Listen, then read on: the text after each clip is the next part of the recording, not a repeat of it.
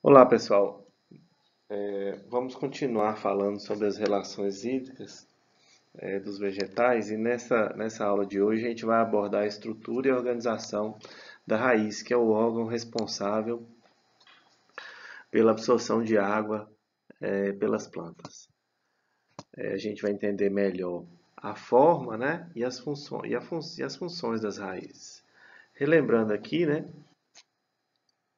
nesta figura aqui do lado, que a gente já mostrou na aula anterior, a estrutura de um pelo radicular, que a gente vai ver em breve por onde a boa parte da água das plantas é absorvida, né? Ela está aqui numa condição de um solo. Aqui a gente tem uma partícula de areia, que são partículas de diâmetro maior, né? E aqui as partículas de argila, que são partículas de diâmetro menor. Neste esquema, o que a gente observa é uma região com maior volume de água aqui, nessa região azul mais escura, ou uma região com azul mais claro, com menor disponibilidade de água, mostrando essas setas em azul, mostrando que a água se movimenta da região de maior quantidade de água para a região de menor quantidade de água, em razão de diferença de potencial hídrico. Na verdade, em razão de diferença de potencial de pressão, conforme a gente já explicou, porque neste caso do solo existe uma tensão superficial negativa, né, em razão das forças de adesão da água em relação à superfície sólida, que no caso são as partículas de solo. E essa água então vai se movimentar de forma passiva, né, até as células da raiz,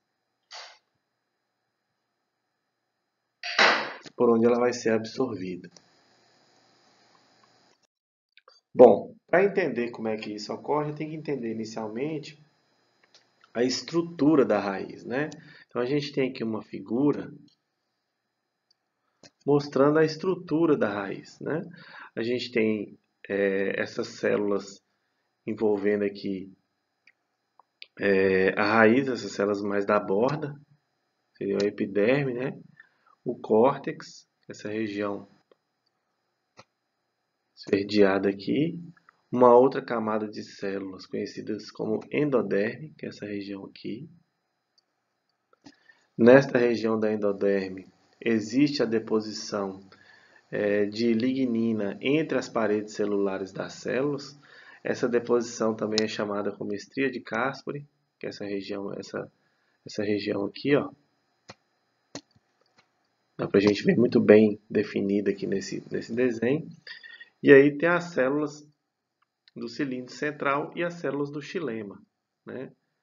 A gente pode ver a coloração mais arroxeada aqui na região central, são as células do xilema da raiz, que é por onde a água vai chegar finalmente, né? Bom, o local de absorção a gente vai explicar melhor, mas geralmente se dá na região de raiz onde tem os pelos radiculares, não é uma região já madura da raiz, né? E aí a água pode atravessar ou pode se mover em direção ao xilema de três formas, né? Via simplasto, via apoplasto e de uma forma que seria uma terceira forma que é conhecida como um transporte transmembrana, certo? O que define cada um desses tipos de movimento da água pela raiz, né? Pelas células? No caso do simplasto, né? A água vai passando por dentro da célula, de célula a célula, via plasmodesmos, né? Então a gente tem aqui nesse esquema aqui de cima o simplasto, a água passando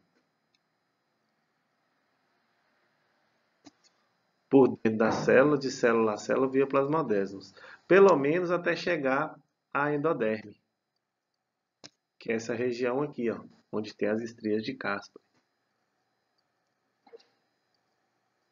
Nessa região, obrigatoriamente, a água terá que passar por uma membrana. Já o transporte via apoplasto, a água se movimenta aqui entre os espaços intercelulares ou entre as paredes celulares, mas ela, neste caso, não atravessa a membrana e nem passa de uma célula a outra via plasmodesmos. Chegando aqui na endoderme, onde está depositada a estria de Casper, a água obrigatoriamente terá que atravessar uma membrana, certo? Já o transporte transmembrano, o próprio nome já diz, a água vai passar de célula a célula, saindo e entrando de uma célula via membrana. Lembrando que existe o transportador, uma proteína transportadora de água, na verdade um canal chamado aquaporina. E essa aquaporina ela é afetada por algumas condições, por exemplo, sob condições de temperatura baixa ou sob condições de alagamento, né?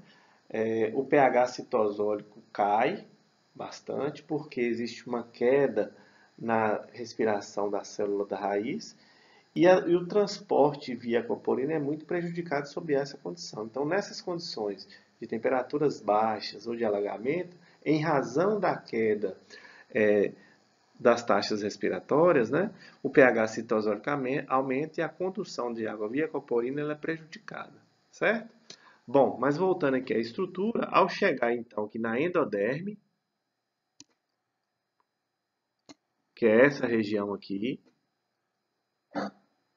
né, existe então a deposição de suberina aqui nessa região, né? Que é uma substância muito hidrofóbica. O que quer dizer isso? A água não consegue atravessá-la. E aí a planta obriga necessariamente que a água atravesse uma membrana. E é neste momento, pelo fato de ter que atravessar a membrana plasmática, que tem permeabilidade seletiva, é que vai ocorrer a seleção de quais nutrientes ou sais ou minerais que vão entrar no xilema, e também ela regula, né, a planta regula a quantidade de água que pode entrar dentro do xilema, né? Então, chegando aqui, a gente tem aqui nesse desenho o xilema, né, que é onde a água vai entrar até seguir seu fluxo ali de acordo com a corrente transpiratória. Lembrando que a água se movimenta do solo, no solo e do solo para a planta via xilema por fluxo em massa. A gente já explicou os conceitos de fluxo em massa. E esse movimento, ainda lembrando, se dá em função de uma diferença de potencial criada entre cada uma dessas partes por onde ela vai passar.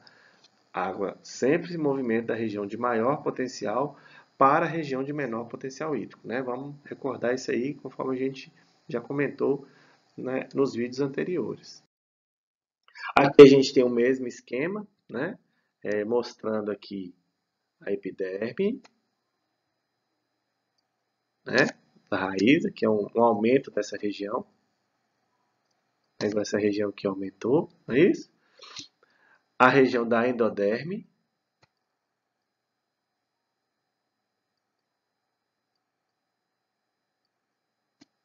não é mesmo? Onde tem a deposição, onde estão formadas as estrias de Caspar, né? Deposição da suberina, que é uma substância que é muito hidrofóbica, não é isso? A região aqui do córtex, são essas células aqui da célula, da raiz, desculpem. E aqui o cilindro central, né? Que é onde estão os vasos aí de xilema e floema, não é isso? Então, lembrando, rota apoplástica e rota simplástica ou transmembrana, né? São as três rotas possíveis, não é isso? Que a água pode se movimentar. Muito bem. Em algumas situações, ocorre que a planta continua a absorver nutrientes solutos, né? Transportando esses solutos para a região aqui do xilema, com menor entrada de água ou com pouca entrada de água, né, para essa região. O que acontece então? Isso faz com que o potencial hídrico dessa região, que eu estou colorindo aqui, fique muito menor, fazendo com que a água se movimente da região externa aqui, de maior potencial hídrico, para a região interna aqui, de menor potencial hídrico, criando o que a gente chama de pressão de raiz. Pressão de raiz. Isso acontece em condições normais, mas isso é muito mais acentuado em condição onde a taxa de transpiração é baixa e onde o solo está bem molhado, na verdade ali próximo da capacidade de campo ou na capacidade de campo, né? E essa pressão então da raiz, ou pressão radicular, cria um movimento que faz com que a água se movimente para essa região, se desloque para essa região e por essa pressão ela suba até as folhas. Como os estômatos estão fechados sob essa condição, né, ou com a condutância estomática bem reduzida, começa a haver a formação de gotículas nas extremidades da folha, em estruturas chamadas hidatódios, certo? E este fenômeno é conhecido como gutação. Gutação. Então, é um fenômeno que vai acontecer sob condições específicas, resultado da pressão de raiz, né? E essas gotículas são formadas aqui, ó, é uma pressão positiva da raiz, que é resultado do acúmulo de soluto, de nutrientes, né, de sais, ou, na verdade, de solutos, dentro ali do tecido xilema da raiz, criando uma pressão positiva na raiz, também conhecida como pressão de raiz. Lembrando que isso acontece em condições específicas. Outra coisa, isso não é orvalho, é importante não confundir o orvalho, que é resultado da água ter condensado na folha, e com a gutação. São fenômenos diferentes. Bom, então como a gente falou, quais são as regiões onde a água é absorvida? Então, durante o crescimento da raiz, né, ela tem a região lá da extremidade, né, conhecida como coifa. É isso? Vendo esse esqueminha aqui, ó.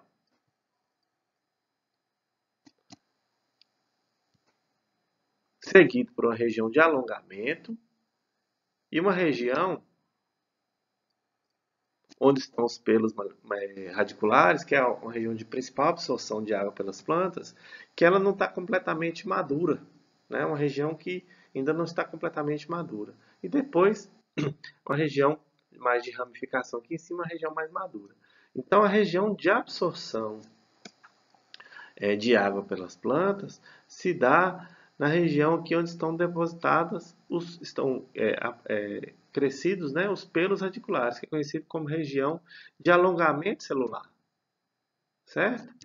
Ela não ocorre na região meristemática, que é essa região, desculpa gente, nessa região aqui meristemática, onde é uma região onde o xilema ainda não está diferenciado, e nem na região de maturação, né? Ou, desculpa, eu estou confundindo aqui.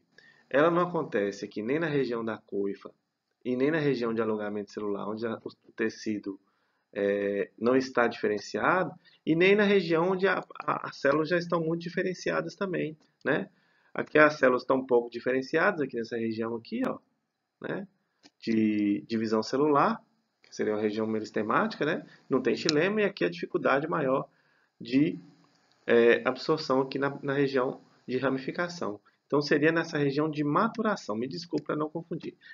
Deixando bem claro, na região de maturação que isso vai acontecer, corrigindo, né? A gente confunde aqui as palavras, mas deixando claro que a absorção se dá nos pelos radiculares que estão na região de maturação da raiz. Então, deixando aqui, ó, vou marcar aqui novamente, ó.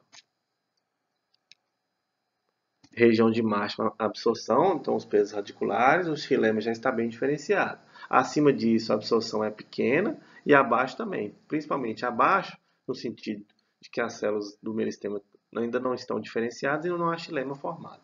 Então vamos lembrar e deixar claro que é a região de maturação de máxima absorção. Né? Esse gráfico mostra aqui a taxa de absorção de água em função da distância do ápice da raiz, lembrando que o ápice da raiz é aqui embaixo, né? Aqui, ó. Né? Distância do ápice, taxa de absorção. Não é isso? Então, o que a gente observa? Que esse valor ele aumenta inicialmente até um valor tal, né? Esse valor de taxa vai aumentando até um momento. Atinge um pico aqui que é na zona de maturação e depois volta a cair. E nas partes mais velhas da raiz, a taxa de absorção é muito lenta. Qual o objetivo da planta com isso? Fazer com que todas as regiões da raiz, a gente pode ver nessa figura aqui, ó, todas as regiões da raiz recebam água, porque se ela absorvesse nas partes mais velhas, a água ficaria concentrada mais próxima da base da planta, e aí a parte mais distante da planta receberia pouca ou teria pouca condição e quantidade de água disponível. Tá? Então, ela acaba absorvendo nessa região aqui, onde estão os pelos radiculares. Só para a gente mostrar, né, os pelos radiculares são a extensão das células da epiderme. Eles servem para aumentar a superfície de contato e aumentam muito a eficiência das plantas na absorção de água. Aqui a gente tem uma fotografia no microscópio, né, na escala de 250 micrômetros, mostrando aqui os pelos radiculares, né, para ficar bem claro. Aqui a mesma coisa, mostrando a região da coifa, uma região meristemática e a região de maturação aqui, ó, que é onde as plantas absorvem mais água. Ao lado também dá para a gente ver em mais detalhe os pelos radiculares. Ok? Muito obrigado e até a próxima aula.